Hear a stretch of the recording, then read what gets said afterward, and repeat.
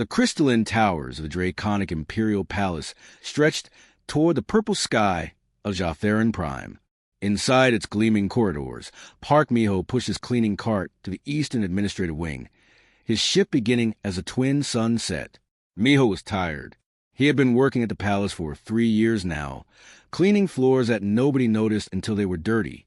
The dragonkin nobles walked past him every day like he was invisible.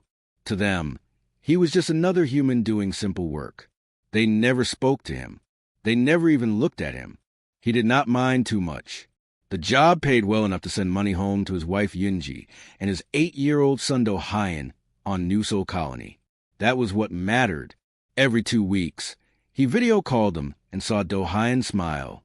That made the loneliness worth it. Tonight was quiet. Most of the palace staff had gone home. Only the night guards remained, standing at their posts with bored expressions. Miho liked the quiet. He could work faster when nobody was around to get in his way. He pushed his cart down the eastern corridor, the one that led to the old administrative offices. Nobody used these rooms much anymore. They were dusty and forgotten, but Miho still had to clean them once a week. Rules were rules. As he turned the corner, his cart will squeaked loudly in the silence. He made a mental note to oil it tomorrow. Then he saw something that made him stop completely. A small figure lay crumpled against the wall. Miho's heart jumped. He left his cart and walked closer. It was a child, a dragonkin child with golden scales that seemed to shimmer even in the dim light. Miho recognized him immediately from the staff briefings. Prince Gal, the Emperor's youngest son. He was only 10 years old. The prince was not moving. "Your Highness," Miho said softly, kneeling down beside him. No response. The boy's eyes were closed. His breathing was very shallow, barely visible. Miho reached out carefully and touched the prince's shoulder. The scales felt wrong. They were supposed to be warm, but they felt cool and rough. The golden color looked faded, almost gray. Miho had a son. He knew what a sick child looked like. This was not sleep. This was not rest. This was serious. His hands shook as he pulled out his communicator and pressed the emergency button for palace security. "Security! This is Maintenance Worker Park Miho, employee number 7342. I need medical assistance immediately in corridor E7. The Crown Prince is unconscious and unresponsive." There was a pause. Then a bored voice came through the speaker. "The prince is resting. All staff have been informed not to disturb him." "He is not resting," Miho said, trying to keep his voice calm. "He needs a doctor right now. His breathing is wrong. His scales are discolored. Please send someone." "Maintenance staff are not qualified to make medical assessments," the voice said with clear annoyance.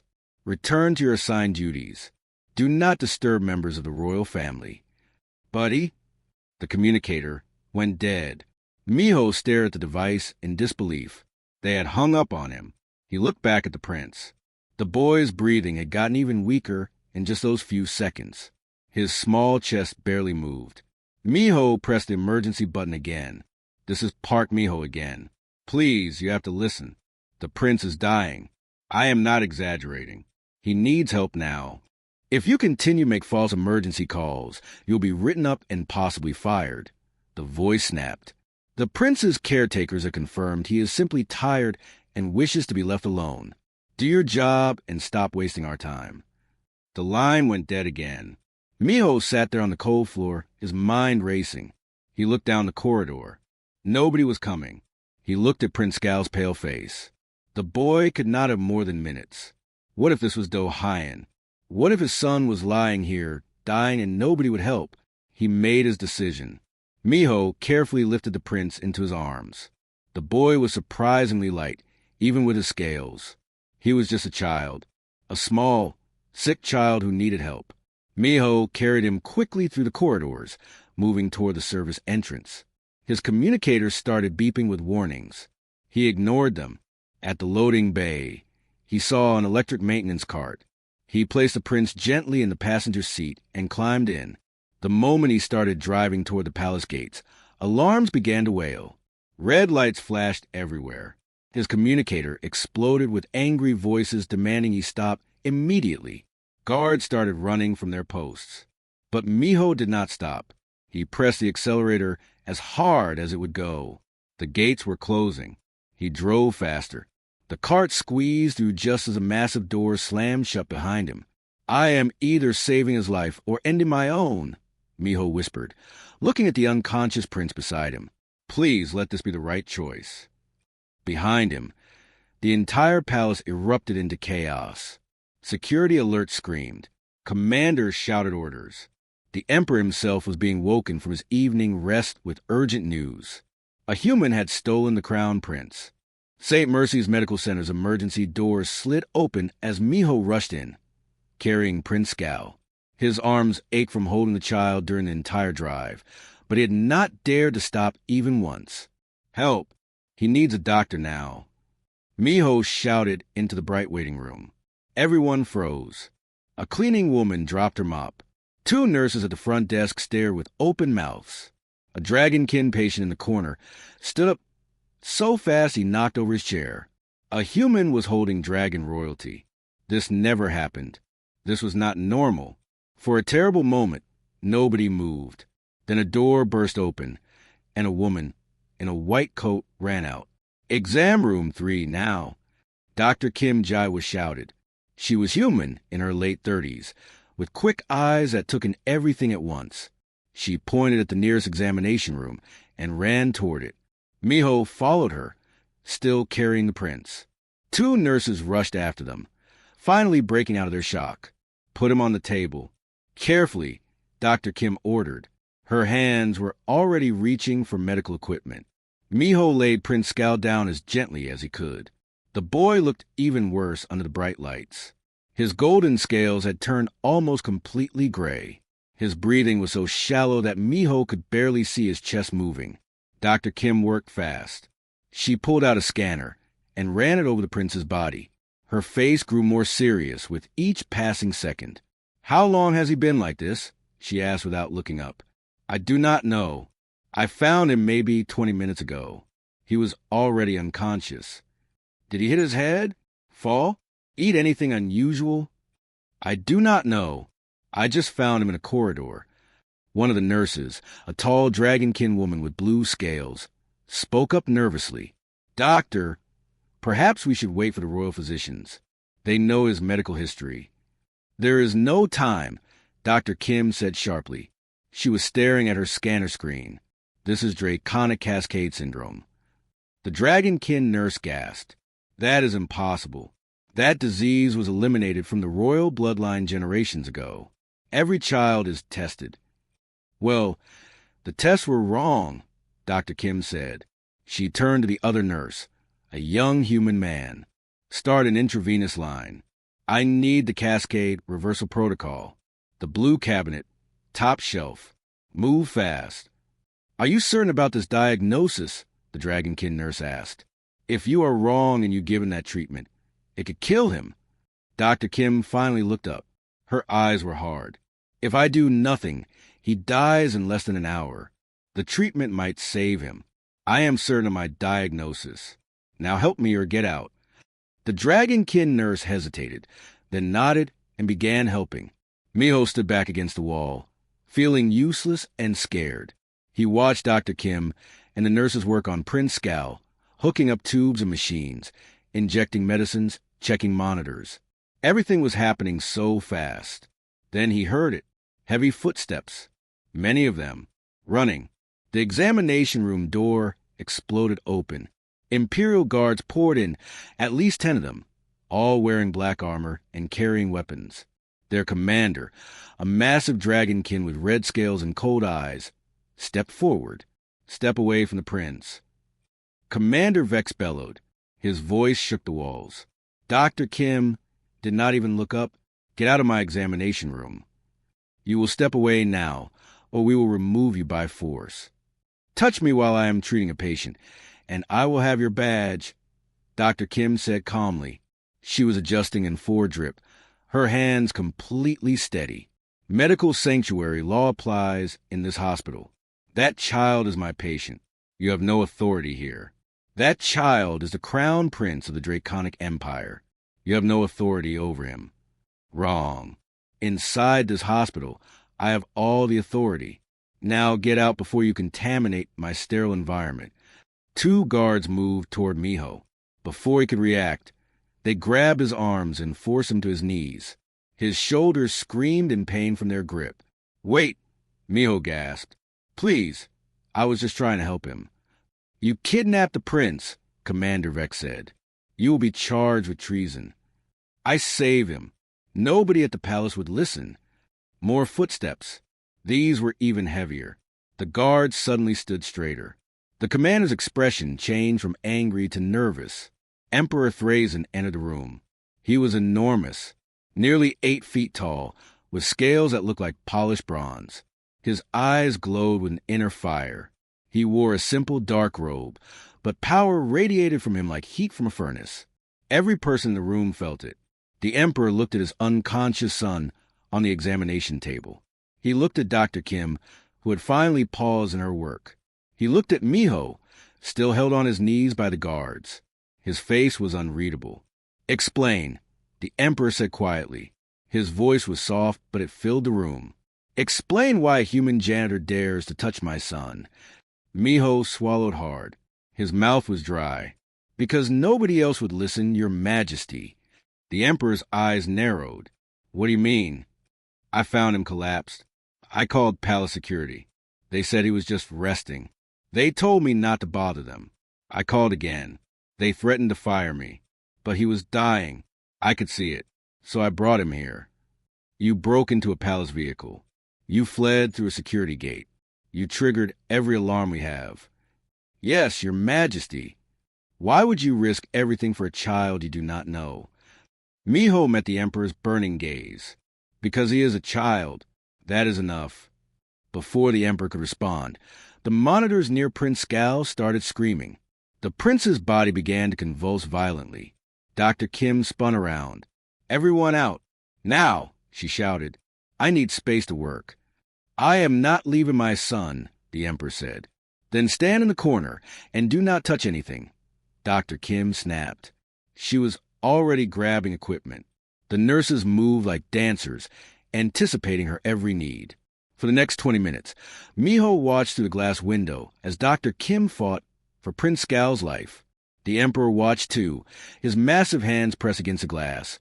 Completely still.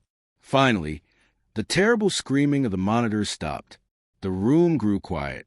Dr. Kim stepped back, pulling off her gloves. She looked exhausted. She came out and faced the emperor. "He will live. Another hour, maybe less, and I could not have saved him. The syndrome was very advanced." The emperor stared at her. Then he turned to look at Miho through the glass. Something in his expression had changed. The burning anger was gone. Now there was something else. Something Miho could not identify. "Take the human to a holding cell," the emperor said finally, "but treat him well. Be gentle." "Your Majesty," Commander Vex began. "That is an order." The guards lifted Miho to his feet. This time their grip was softer. As they led him away, Miho looked back one last time at the examination room. Through the glass, he could see Prince Skal lying peacefully on the table. His chest was rising and falling in a steady rhythm. At least the boy would live. That was what mattered. Whatever happened to Miho now, at least the boy would live. Miho sat in a luxurious cell that looked more like a hotel room than a prison. There was a soft bed, a private bathroom, even a window that showed the palace gardens. But it was still a cell. The door was locked from the outside. Guards stood in the hallway. He was a prisoner. For 2 days, he sat there alone with his thoughts. Nobody came to question him. Nobody told him what would happen next. He tried to call his wife Yunji, but his communicator had been taken away. She probably thought he was dead. His son Do-Hyun probably thought he would never come home. Miho stared at the ceiling and wondered if he had made the right choice. The prince was alive. That was good. But Miho might never see his family again. That was bad. He did not regret saving the boy. He just wished it had not cost him everything. On the 3rd morning, the door opened. Miho expected guards. Instead, Emperor Thrazen walked in. Alone. No guards. No advisors. Just the Emperor himself, wearing a simple gray robe. Miho jumped his feet and bowed low. "Your Majesty." "Sit," the Emperor said. His voice was quiet and impossible to read. Was he angry? Grateful? Miho could not tell. They both sat down. The Emperor in a chair by the window. Miho on the edge of the bed. For a long moment, neither spoke. The Emperor just looked at Miho with those burning golden eyes. "Tell me everything," the Emperor finally said. "From the beginning, leave nothing out." So Miho told him.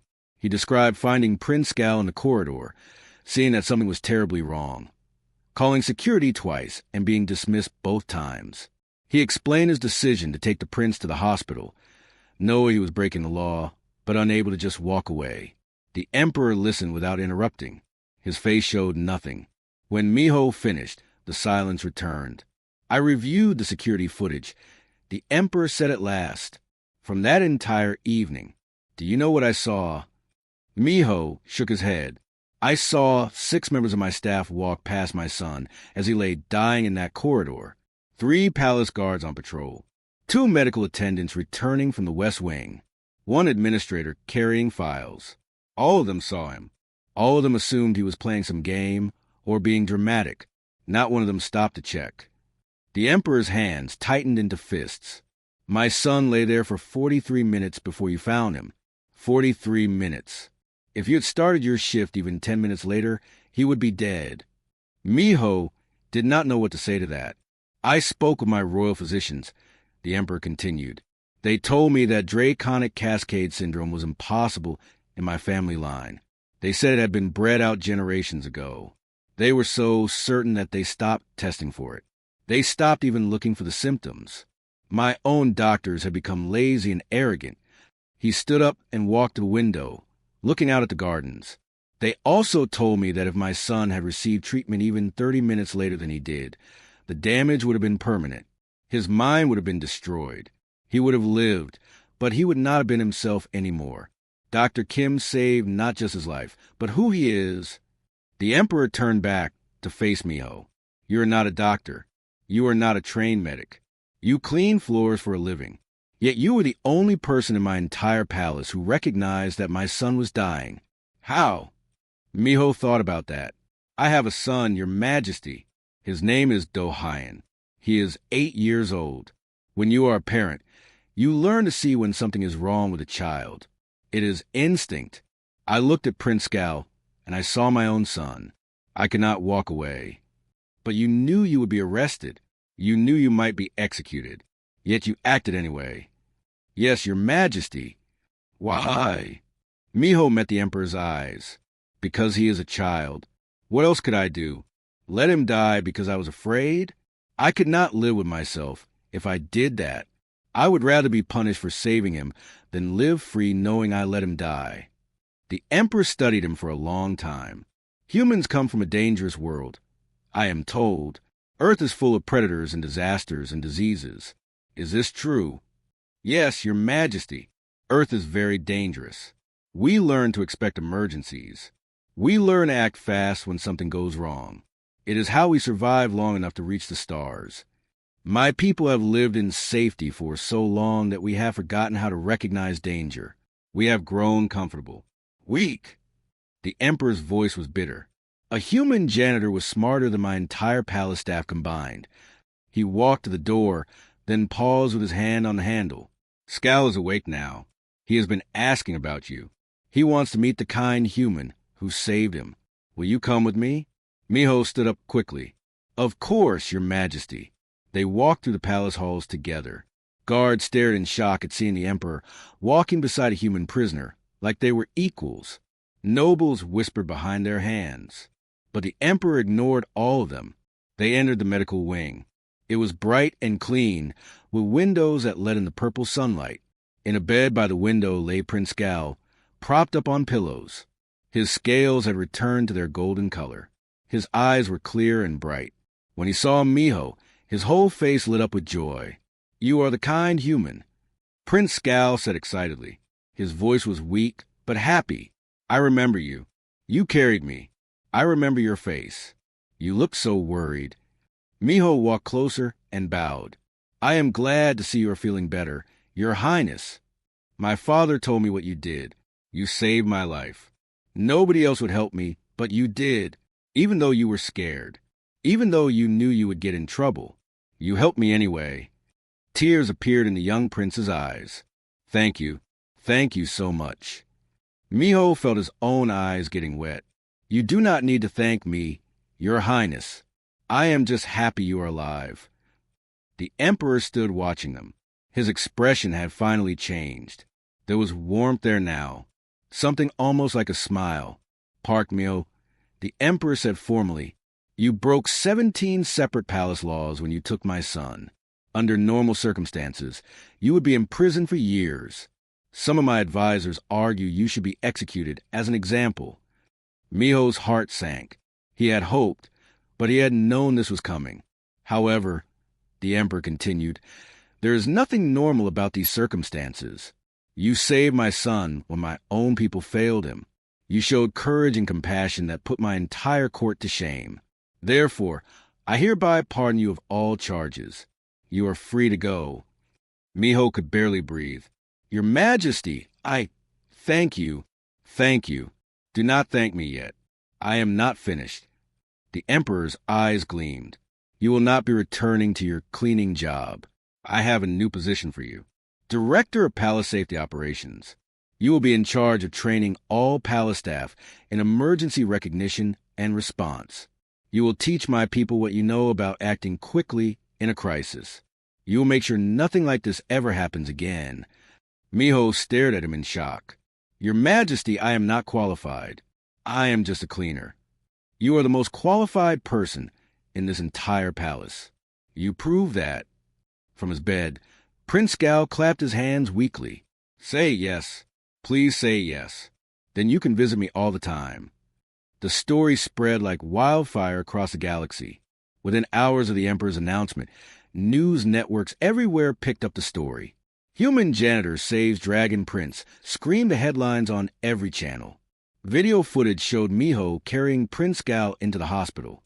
Security recordings from the palace showed him being ignored by the guards. The entire galaxy watched and talked about nothing else. Human colonies everywhere celebrated. In the streets of New Seoul, people cheered and set off fireworks. On Earth, the story played on every news screen. Parents told their children about the brave cleaner who saved a prince. Songs were written. Murals were painted. Miho's face was suddenly everywhere.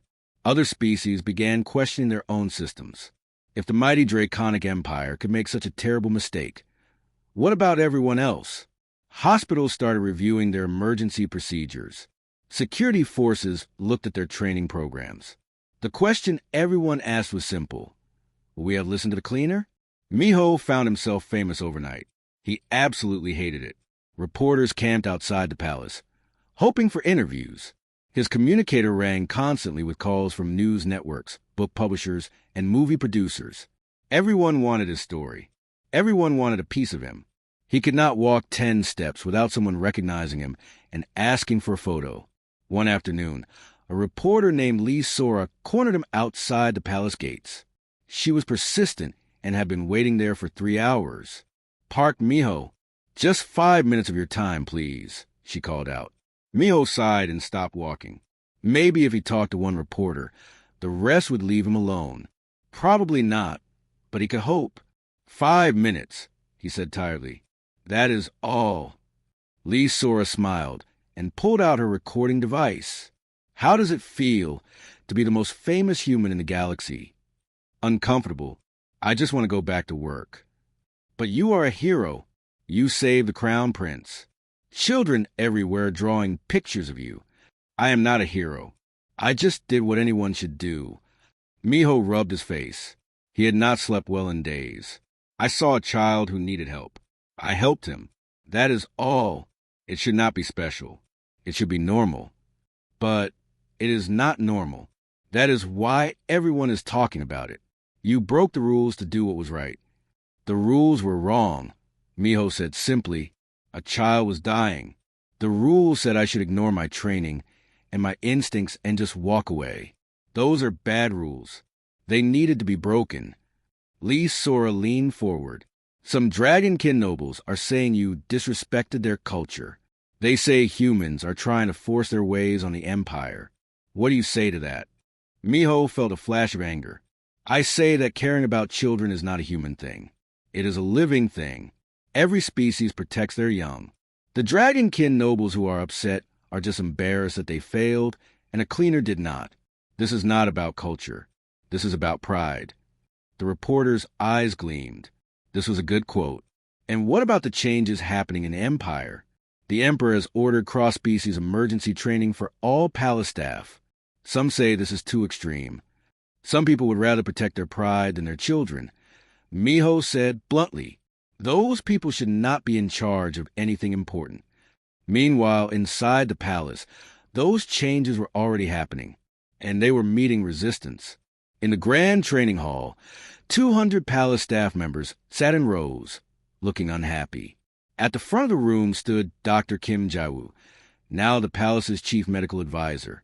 Next to her was Miho, wearing his new uniform as director of palace safety operations. He felt ridiculous standing in front of so many people. This is an insult, muttered a dragonkin administrator in the third row. We do not need a human to teach us about emergencies. Yeah, agreed another. We have been running this palace for centuries without help. Dr. Kim heard them. She had excellent hearing. And how well has that been working? She asked sharply. The crown prince almost died while 6 of you walked past him. I would say your centuries of experience failed quite badly.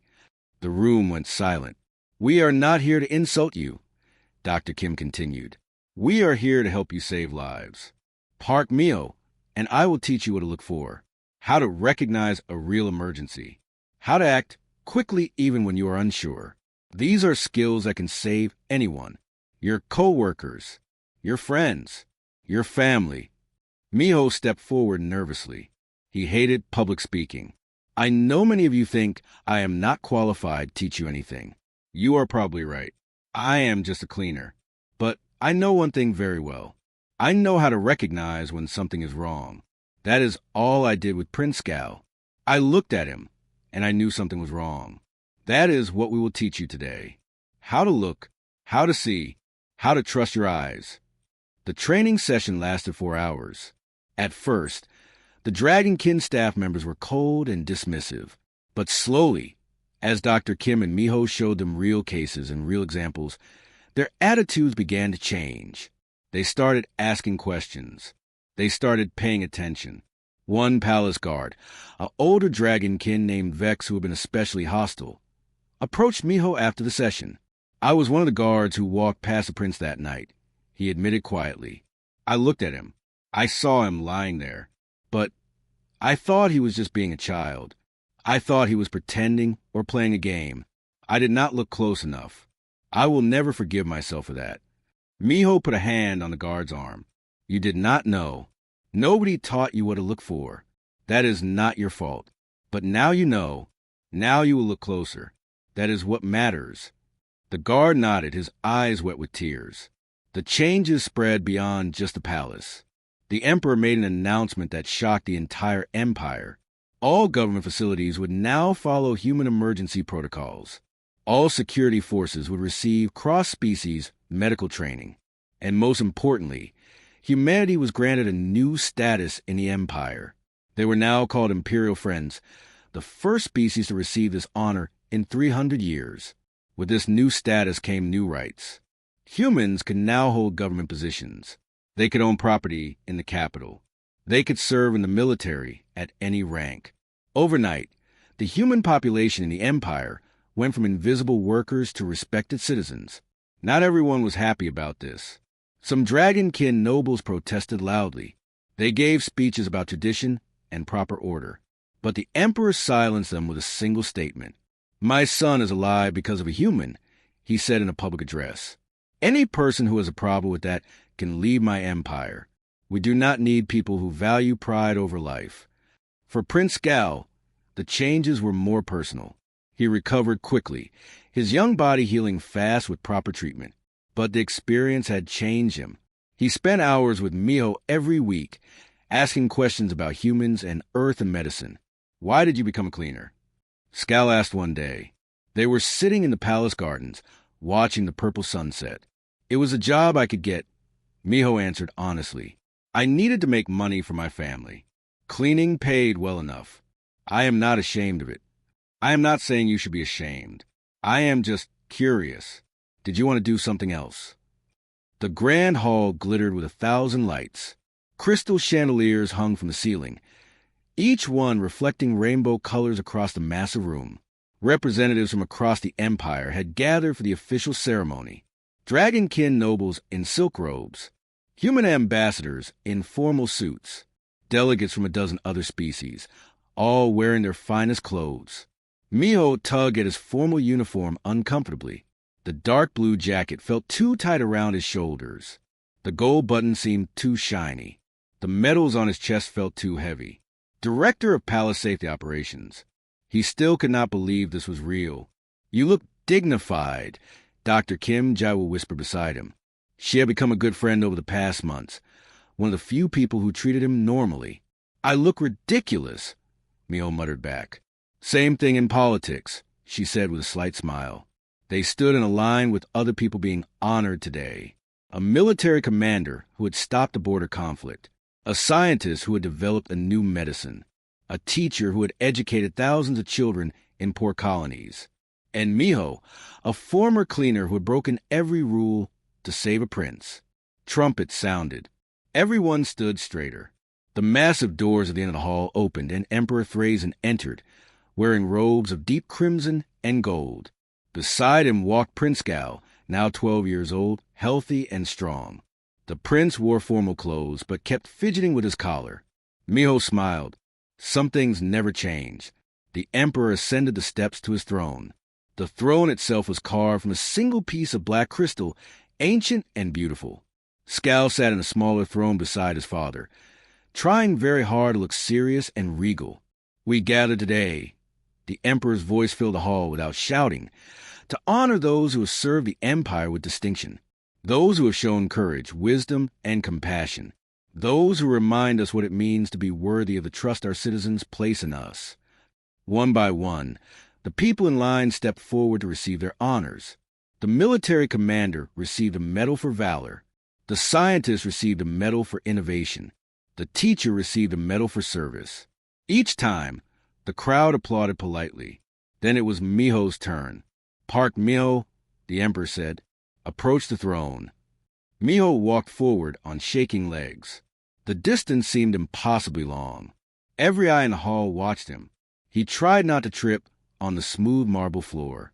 Finally, he reached the base of the throne and bowed deeply. Park Miho, the emperor said, looking down at him. 2 years ago, you were a simple cleaner. You pushed a cart through forgotten corridors and cleaned floors that nobody noticed. You were invisible to most people in this palace. Just another human doing simple work.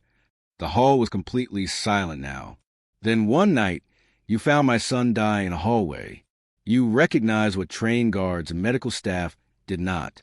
You called for help and were ignored. You called again and were threatened. In that moment, you had a choice. Obey the rules and save yourself, or break the rules and possibly save a child. You chose a child. The emperor stood up from his throne. This was unusual. Emperors did not stand during ceremonies. You risked your job, your freedom, and your life for a boy you did not know. You drove through security barriers. You triggered every alarm. You faced arrest and possible execution. And why? Because, in your words, he was a child. That was enough. The emperor descended the steps until he stood directly in front of Miho. Your actions exposed a rot in my palace. A culture where pride mattered more than life. Where hierarchy mattered more than compassion. Where everyone was so concerned with following rules that they forgot why the rules existed in the first place. You forced us to look at ourselves and admit we had failed. That is a painful gift, but a necessary one. He held up a medal. It was unlike any other in the empire, shaped like a star, made from pure crystal that seemed to glow with inner light. For your courage, your compassion, and your decisive action in the face of injustice, I award you the Star of Imperial Salvation. This medal has been given only 12 times in our empire's 1,000-year history. You are the first human to receive it. You are the first person of any species to receive it for an act of direct defiance against imperial authority. He placed the medal around Miho's neck. The weight was surprising. The crystal felt warm against his chest. Now speak, the Emperor said. The hall is yours. Miho panicked. Nobody had told him he would need to give a speech. He had not prepared anything. His mind went blank as he turned to face the crowd. Hundreds of faces stared back at him expectantly. I am not good at speeches, he began awkwardly. I am not a politician or a leader. I am just a person who saw something wrong and tried to fix it. He took a breath and continued. When I was growing up on Earth, my mother taught me something important. She said that when you see someone who needs help, you help them. You do not think about it. You do not worry about whether it is your job or whether you will get in trouble. You just help, because that is what good people do. Miho looked at Prince Gal, who was watching him with bright, proud eyes. I saw a child who needed help. I helped him. That should not make me special. That should be normal. That should be what everyone does. He turned back to the crowd. I know many of you think humans are weak. We do not have scales or claws. We cannot breathe fire or fly. We are small and soft, and we die easily. But we have one strength that matters more than all of those things. We know how to care. We know that every life matters. Every child deserves someone who will fight for them. Every person deserves to be heard, no matter how low their rank. His voice grew stronger now, more confident. That is not just a human thing. That is a living thing. That is what separates good people from bad people, good cultures from bad cultures. Not how strong you are, not how old your empire is, but whether you care about the person next to you, whether you will help them when they need it, whether you will break a bad rule to do a good thing. The hall remained silent, but Miho could feel something shifting in the air. People were actually listening. I accept this medal with gratitude, but I did not do anything special. I just did what was right, what anyone should do. If this empire wants to honor me, then honor me by making what I did unnecessary. Make a culture where people listen to janitors and guards and nurses when they say something is wrong. Make a culture where children are more important than rules. Make a culture where compassion matters more than pride. He looked at the Emperor. That is the real change. Not this medal. Not my new job. But the choice that every person here makes every day. To see people who need help. To actually see them. And then to help them no matter what it costs. Miho stepped back and bowed. For a moment, nothing happened. Then someone in the back started clapping. Then another person. Then another. Within seconds, the entire hall erupted in applause. It was not the polite clapping from earlier. This was real. This was genuine. The Emperor watched the crowd, then turned back to Miho, and then he did something that nobody in the Empire had ever seen before. Something that would be remembered for generations.